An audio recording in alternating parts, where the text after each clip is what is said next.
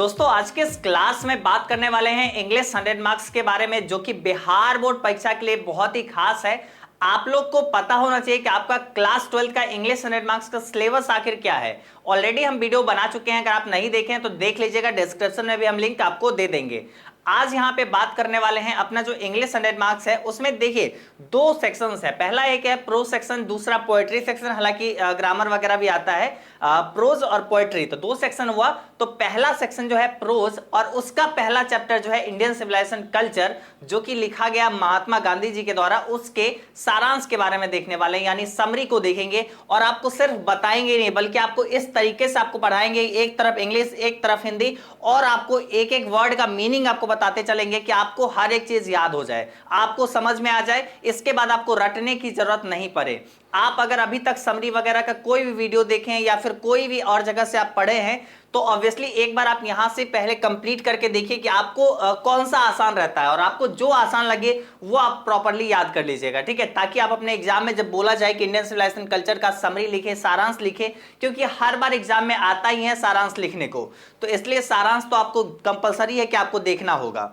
तो आइए शुरुआत करते हैं। सबसे पहले हम लोग जानेंगे राइटर से कि आखिर इंडियन सिविलाइजेशन कल्चर को लिखे कौन है। आइए सबसे पहले हिंदी मीनिंग हम लोग को समझना है ना, हिंदी में अच्छे तरीके से जानना है। तो सबसे पहले हमें यह जानना है कि आखिर ये लिखे कौन है, आखिर ये लिखे कौन है, मतलब सॉरी, सबसे पहले हमें यह जानना होगा इसका मतलब क्या है। इंडियन का मतलब पता है ना, भारतीय। इंडियन का मतलब भारतीय।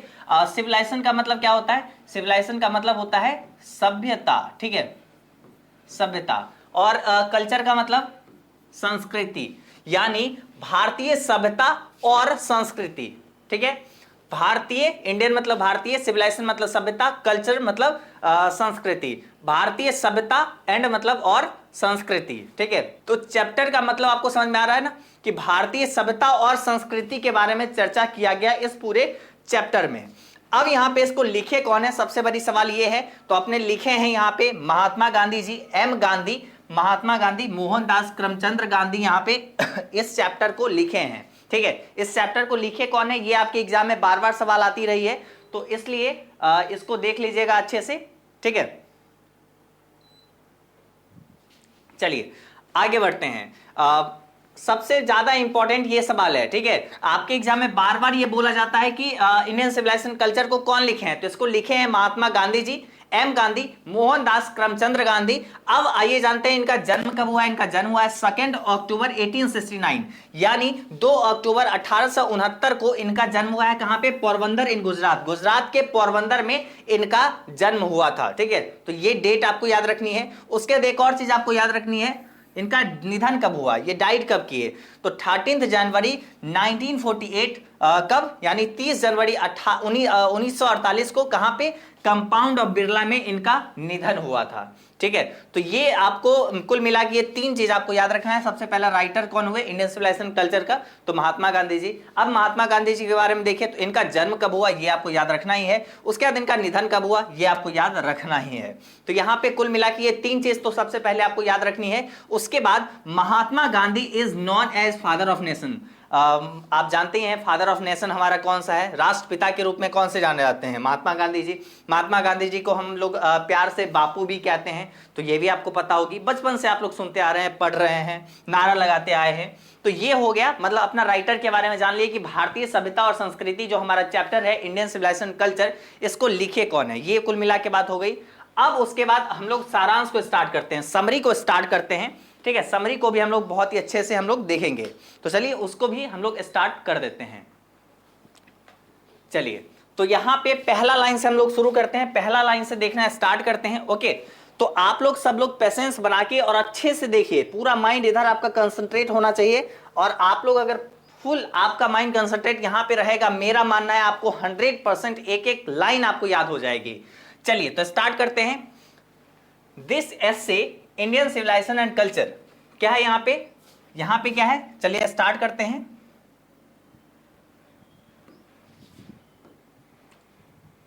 चलिए यहां पे क्या है, this essay Indian civilisation and culture is written by Mahatma Gandhi. देखिए यह जो एसे है इंडियन सिविलाइजेशन एंड कल्चर, ये लिखा गया महात्मा गांधी जी के द्वारा। दिस एसे मतलब ये क्या है, ये एक निबंध है, एसे का मतलब क्या हुआ, एसे का मतलब हुआ निबंध। ये क्या है, एक निबंध है। तो सबसे पहले आपको एक सवाल तो क्लियर हो गया कि इंडियन सिविलाइजेशन कल्चर क्या है, स्टोरी है, पोयम है, निबंध है, क्या है, एसे है। तो आपको यहाँ पे ये क्लियर हो गया कि ये एक एसे है, यानी एक निबंध है। Indian civilisation, this essay Indian civilisation culture is written by Mahatma Gandhi.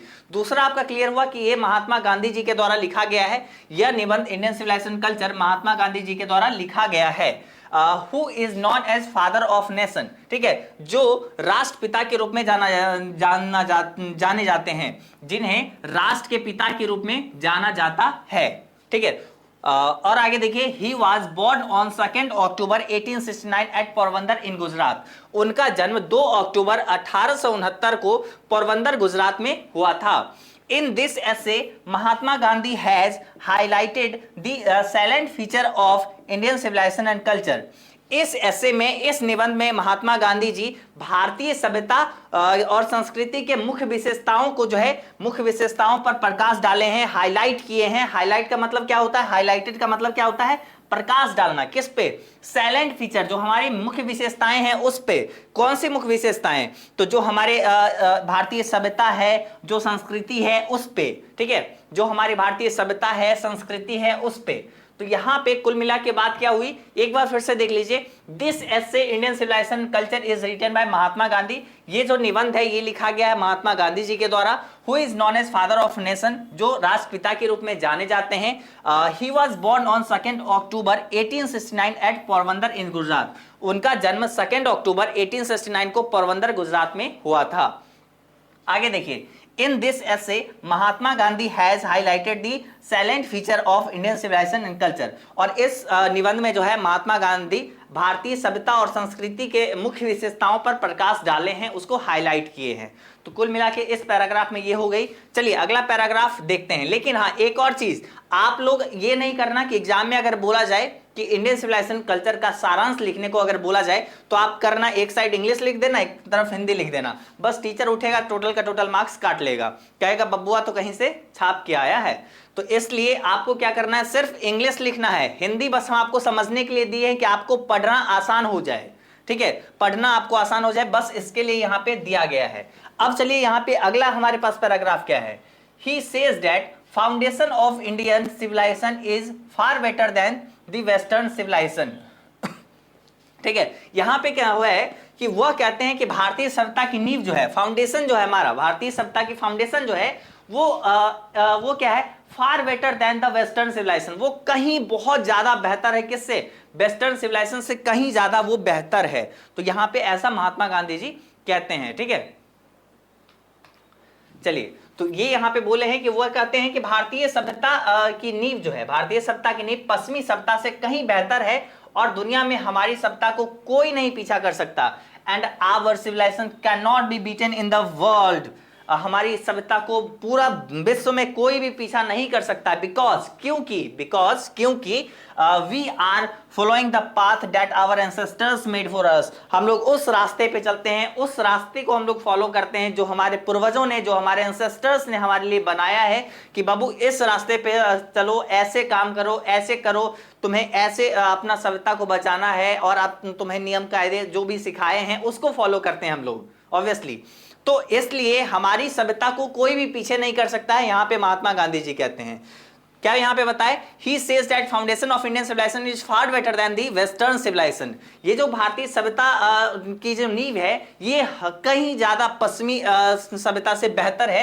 And our civilisation can not be beaten in the world. हमारी सभ्यता विश्व में किसी से भी पीछे नहीं हो सकता। क्योंकि because we are following the path that our ancestors made for us. हम लोग उस रास्ते को चुने हैं, हम लोग उस रास्ते पे चलते हैं जो हमारे पूर्वज ने हमारे लिए बना के गए हैं, ठीक है। तो उस रास्ते पे हम लोग चलते हैं।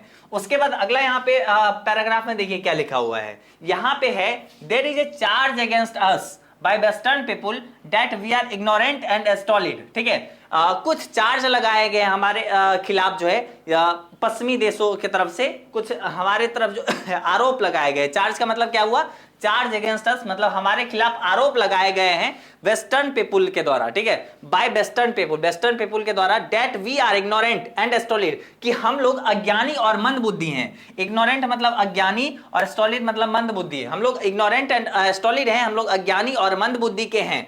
But Gandhi ji says this charge is against our merit, लेकिन गांधी जी कहते हैं कि यह जो है आरोप हमारी योग्यता के विरुद्ध है, कि वो हमारी योग्यता को कम बताना चाह रहे हैं। ये जो है हमारे पश्चिमी लोग जो भी हैं वो हमारी योग्यता पे सवाल उठा रहे हैं, हमारी जो है यहाँ पे मेरिट के अगेंस्ट जा रहे हैं।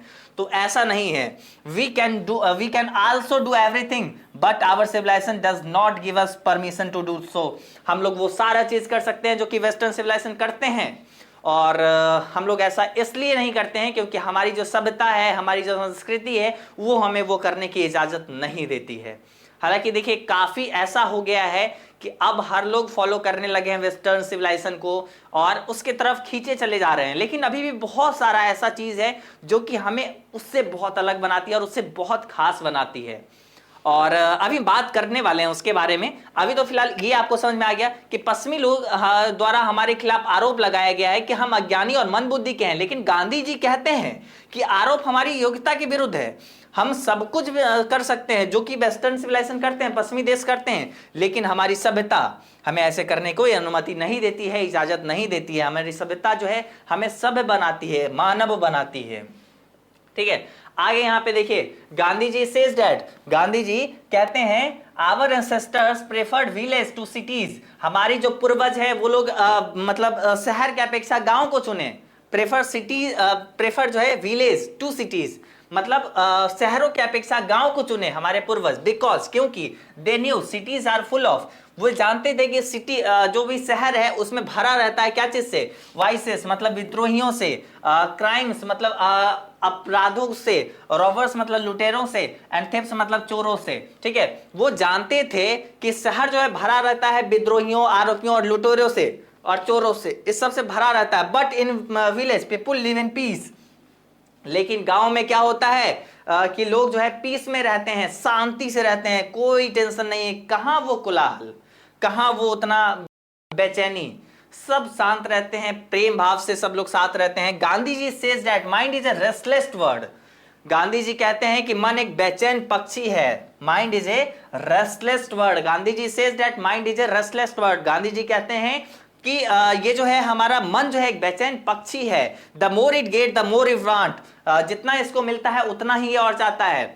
The more it get the more it want and still remain unsatisfied, और तब भी ये क्या होता है असंतुष्ट रहता है, and remains unsatisfied. So we should not indulge in our passion. ठीक है, इसलिए अभी यहाँ पे गांधी जी क्या कहते हैं, गांधी जी कहते हैं, गांधी जी सेज दैट, गांधी जी कहते हैं mind is a restless word, मतलब हमारा दिमाग जो है एक बेचैन पक्षी है। The more it get the more it want, जितना इसको मिलता है उतना ही और चाहता है, एंड स्टिल रिमेन्स अनसेटिस्फाइड, और यह फिर भी क्या रहता है, असंतुष्ट रहता है। So we should not indulge in our passion, इसलिए हमें जो है अपने जुनून में शामिल नहीं होना चाहिए, बल्कि कभी शांत होकर रुक भी जाना चाहिए। शांत होकर ये भी सोचना चाहिए कि नहीं, हमें भगवान ने जो भी दिया है, आज तक जो भी मिला है बहुत है, काफ़ी है, क्यों ना हम इसी में एंजॉय करें। क्या मतलब परी हुई है कि हर चीज़ मेरा ही हो, ये हो वो हो, हर कोई चाहता है। देखिए यहाँ पे जो है ना मन एक बेचैन पक्षी है, अगर इसके बारे में अगर हम चर्चा करें तो यहाँ पे मेनली बताया गया है, जैसे मान लेते हैं आपके पास साइकिल है, आप सोचोगे कि काश हमारे पास बाइक होता, ऑब्वियसली आप सोचोगे बाइक होता, बाइक हो गया, उसके बाद आप सोचोगे हमारे पास कार हो गया, अब आप सोचोगे हमारे पास 10 कार हो, बड़े बड़े कार हो, लैम्बोर्गिनी हो, आप बहुत सारा चीज सोचोगे। लेकिन आपका यहाँ पे ये डिमांड लिस्ट है ना, ये कभी नहीं खत्म होगा, आपका नहीं बल्कि हर मानव का डिमांड लिस्ट कभी खत्म ही नहीं होता है। हर कोई अपने उस जुनून में लगे हुए हैं। तो महात्मा गांधी जी थोड़ा सा ये भी समझाते हैं कि हमें बस अपने वो जुनून में नहीं लगे रहना है, बल्कि कभी ये सोचना है कि जितना है बहुत है, जिंदगी को जीना चाहिए। अब देखिए यहाँ पे ये तो हुई, ये तो अपना हुआ पूरा चैप्टर। ठीक है, ये चैप्टर हुआ जिसका आपको सारांश हम आपको बताए हैं। ठीक है, सारांश बताए हैं। अब थोड़ा सा हम अपने लेवल से आपको इसके बारे में समझाते हैं। ठीक है, थोड़ा सा समझिएगा प्लीज। देखिए ये जो निबंध है ना, इंडियन सिविलाइजेशन कल्चर, ये महात्मा गांधी जी के द्वारा लिखा गया है और उन्हें राष्ट्र के पिता के रूप में जानते हैं। उनको मतलब उनका जन्म 2 अक्टूबर 1869 को गुजरात के पोरबंदर में हुआ था। ये सब तो ठीक है।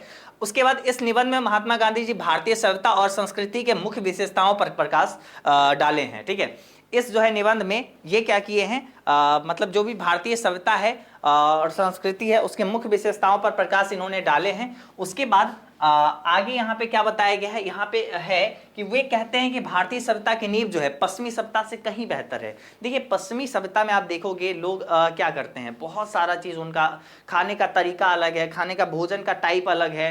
कहीं कहीं तो आप सुने थे चमगादड़ लोग खा रहे थे, पता नहीं क्या क्या हुआ पूरा संसार में, पूरा वर्ल्ड में देखे क्या हुआ, कोविड वगैरह। तो हर लोग का खाने का तरीका, क्या खा रहे हैं, सब लोग कुछ बदल जाता है। लेकिन कहीं ना कहीं अभी भी भारतीय बहुत लोग सभ्य हैं। और उसके साथ में मतलब जो पहनावा होता है, साथ में रहन सहन, जो लगाव होता है आपस में लोगों का, वो कहीं ना कहीं वहाँ पे उतना ज़्यादा नहीं देखा जाता है जो कि हमारे भारत में देखा जाता है।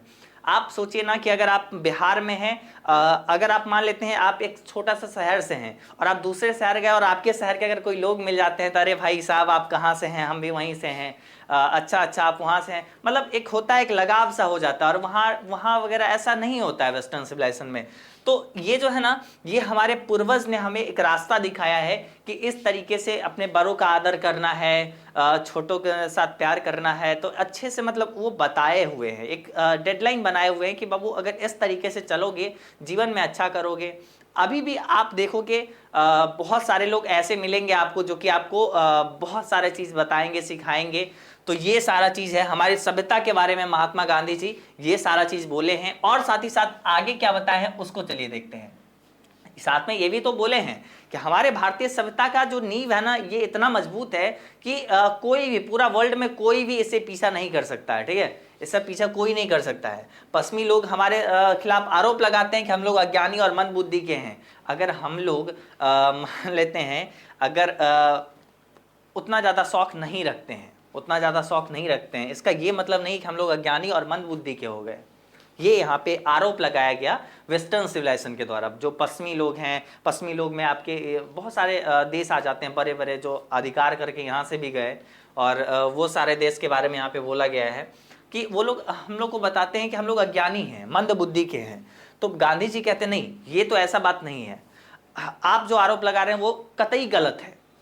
हम लोग हर सारा चीज कर सकते हैं जो कि आप लोग करते हैं, और लेकिन हम लोग ये नहीं करते हैं क्योंकि हमारी सभ्यता, हमारे पूर्वज ने हमें जो रास्ता दिखाई है उसमें वो सही, उसकी इजाजत नहीं मिलती है। ठीक है, उसकी अनुमति नहीं मिलती, हमारी सभ्यता ऐसे करने पे रोकती है। तो इसलिए जो है मतलब हम लोग बेसिकली सभ्य रहना चाहते हैं, सभ्यता में, अपने सभ्यता में सभ्य रहना चाहते हैं। तो यहाँ पे गांधी जी ये कहते हैं। हालांकि Gandhi ji line by line आप जब पढ़ोगे तो उसमें हालांकि गांधी जी ये भी बताए हैं कि वो ऐसा नहीं है कि पश्चिमी का बुराई ही कर रहे हैं, बल्कि उनको बहुत सारा चीज जानने को मिला पश्चिमी देशों से, बहुत सारा चीज, उसके लिए वो थैंक्सफुल भी है, वो ग्रेटफुल भी हैं। ठीक है, कि मतलब उनको मिला है वो सारा चीज, पश्चिमी देशों से भी बहुत सारा चीज सीखने को मिला। लेकिन अभी भी ऐसा है कि हम लोग से वेस्टर्न सिविलाइजेशन जो है वो बहुत सारा चीज सीखते हैं और अपना रहे हैं। जैसे अभी हम लोग उनका अपना रहे हैं वैसे ही वो लोग भी अपना रहे हैं। तो ऐसा है। उसके बाद आगे यहाँ पे देखिए, आगे यहाँ पे क्या बताया गया। आगे यहाँ पे है कि गांधी जी कहते हैं हमारे पूर्वजों ने शहरों की अपेक्षा गांव को चुना। शहर में आप जानते हैं कितना मतलब वातावरण प्रदूषित रहता है, साथ ही साथ चोर, लुटेरे, डाकू, ये सारा चीज मतलब रहते हैं हर जगह, एक दूसरे का ये कर देते हैं, वो कर देते हैं, ऐसे रहते हैं।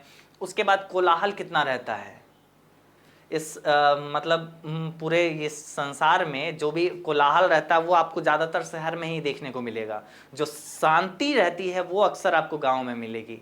आप गांव में कभी आप रात को देखना कितना शांति है, लेकिन शहर में भी आपको ऐसा शांति रात को भी नहीं मिलेगी, ऐसा है। तो हमारे जो भी पूर्वज थे ना, वो हमेशा गांव को चुने और गांव को पसंद किए, क्योंकि वहाँ पे बहुत ज़्यादा विद्रोही, अपराधों से भरा हुआ, चोर लुटेरे सब भरे हुए रहते हैं शहर में, इसलिए गांव को चुने। गांव में लोग शांति से रहते हैं, पीस से रहते हैं। आप ऑब्वियसली जानते हैं पीस इज प्रेशियस, मतलब हमारे शांति जो है वो बहुत ही अनमोल है। तो शांति के लिए आपको ऑब्वियसली कुछ ना कुछ करना चाहिए, और इसीलिए हमारे पूर्वज गांव को चुने हैं। उसके बाद यहाँ पे बताए हैं कि गांधी जी कि मन क्या है, हमारा मन एक बेचैन पक्षी बन गया है, मन एक बेचैन चिड़िया है, इसको ऐसा है ना कि जितना सारा चीज मिलता है तब भी ये इधर उधर भटकते रहता है कि नहीं, और कुछ चाहिए और कुछ चाहिए। तो इसलिए यहाँ पे बताए हैं कि नहीं, रुक जाना चाहिए, मतलब जीवन को जी लेना चाहिए। ये नहीं कि भागते चल रहे हैं और एक समय आया कि हम लोग खुद इस दुनिया से भाग गए। तो थोड़ा सा रुक के, थोड़ा सा लाइफ को एंजॉय करके रहना चाहिए। इस पल को एंजॉय करिए। ये नहीं है कि आप लोग से भी ये अनुरोध है कि आप लोग भी ये नहीं कि बस बोर्ड एग्जाम में हमें मार्क्स लाना है, बस पढ़ना है। अरे थोड़ा पढ़ना है, अच्छे से पढ़ना है, लेकिन अब ये नहीं है कि अपना लाइफ को जीना ही छोड़ दो। कहते हैं ना कि ए जिंदगी तुम ही को बेहतर बनाने में तुम ही को नहीं जी पा रहे हैं। तो ये है कि बहुत सारे लोग की ये भी सोच है कि मतलब ऑब्वियसली अभी अगर थोड़ा सा मेहनत कर लेंगे तो आगे अच्छा करेंगे, ऑब्वियसली अच्छा करेंगे, लेकिन हाँ ये भी है कि थोड़ा बहुत इंजॉयमेंट ज़रूरी है। ये सब एक लाइफ का पार्ट है और उसी सब से आपको माइंड की शांति मिलेगी। तो ये सारा चीज़ यहाँ पे बेसिकली इस चैप्टर में बताया गया है। कुल मिला के आपको ये चैप्टर समझ में आ गया होगा। कैसा लगा आपको आज का ये क्लास और कितना समझ में आया? 100% समझ में आया? कैसा रहा आपको, कितना अच्छा लगा ये आपको पूरा समरी सारांश पढ़ाने का तरीका, ये आपको कैसा लगा? ये सब आप नीचे कमेंट सेक्शन में बताइएगा। और अगर आपको ऑब्वियसली अगर पसंद आएगी, अगला क्लास आपको जल्द ही मतलब अगले दिन ही आपको मिल जाएगी, डोंट वरी। लेकिन आप लोग को कमेंट करना होगा, आपको बताना होगा कि आपको ये कैसा लगा, आपको ये सारांश समरी। तो आप निश्चित रूप से कमेंट करिएगा। साथ ही साथ इस वीडियो को लाइक जरूर कर लीजिएगा और इसके बेसिस पे हम आपको आगे वीडियोस डेली देते चलेंगे, आगे आपको क्लासेस डेली देते चलेंगे और आप अच्छे से कंप्लीट कर लीजिएगा और एग्जाम में अपना बेहतर करिएगा, ठीक है। तो चैनल को सब्सक्राइब करके अपने दोस्तों के साथ शेयर कर लीजिएगा, ठीक है, ताकि सारे लोग आ जाए और अच्छे तरीके से तैयारी करें और हम आपको डेली क्लासेस यहाँ पे लेते चलेंगे। अब तो बने रहिएगा हम लोग के साथ। आज के इस क्लास में बस इतना ही। Tata bye bye.